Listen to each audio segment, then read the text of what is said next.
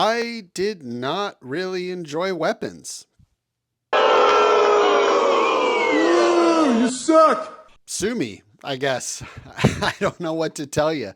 I wasn't a huge fan. I don't understand the hype it's getting.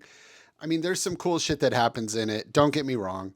The character arcs and the way they frame the story are fantastic. I'll give it that. There's a couple of absolutely brutal scenes in it, and those are cool.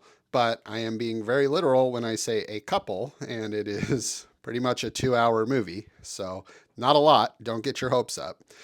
Um, I just wasn't that into it. I feel like the storytelling fell flat. There was so much stuff that just ended up unexplained, and there's no real resolve to it.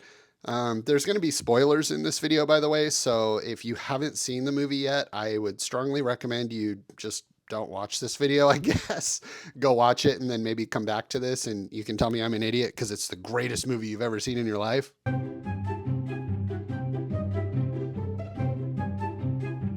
Okay. Um, for anyone that has watched Weapons, I'm going to get into some of the things now that I took issue with or that I didn't understand, and maybe I'm just dumb. Maybe I don't have the attention span to focus on a 2 hour movie. I don't know. I can admit that if I'm wrong. So, first things first, what was up with the Naruto running? Why did, what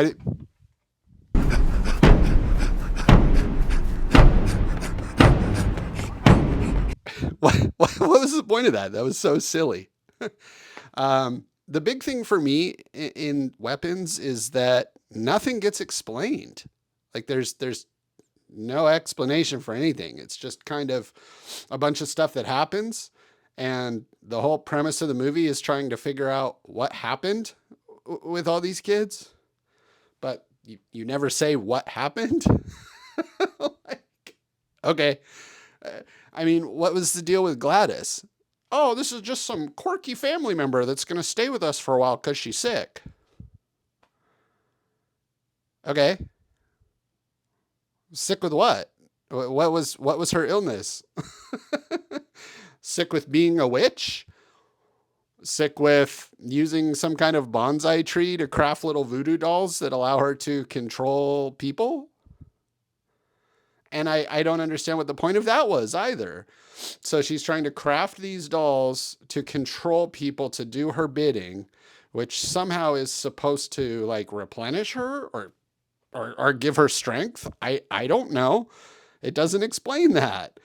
And if that's the case, it doesn't seem to work because she puts a lot of people under spells and is aging horribly and very weak and frail.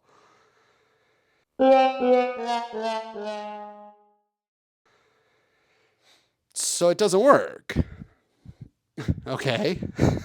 Why at certain points through the movie are there weird dream sequences of ARs and kids jump scaring you as a clown face? Like, what does that have to do with anything? Or was it just for fun? I don't know. Maybe it was just for fun. Why did Gladys have to come to this neighborhood with some mystery illness to try and take people over with her little tree voodoo dolls? And wait, hold on. Why didn't anybody just burn the tree? There's so many scenes where she's sitting around with candles in a little sacrificial symbol or whatever, and the tree's in the middle of it. And she uses the twigs off of the tree. Why didn't somebody just burn the goddamn tree? Anyway, she's supposedly doing all this to, cure her aging or weakness or whatever. It doesn't work, obviously. And then somehow in the final sequence, she just has all of this energy to run a marathon away from all these kids. What? What?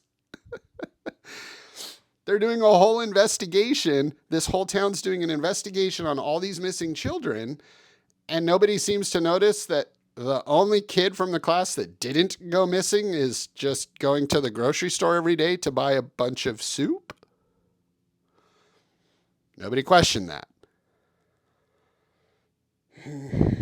Okay.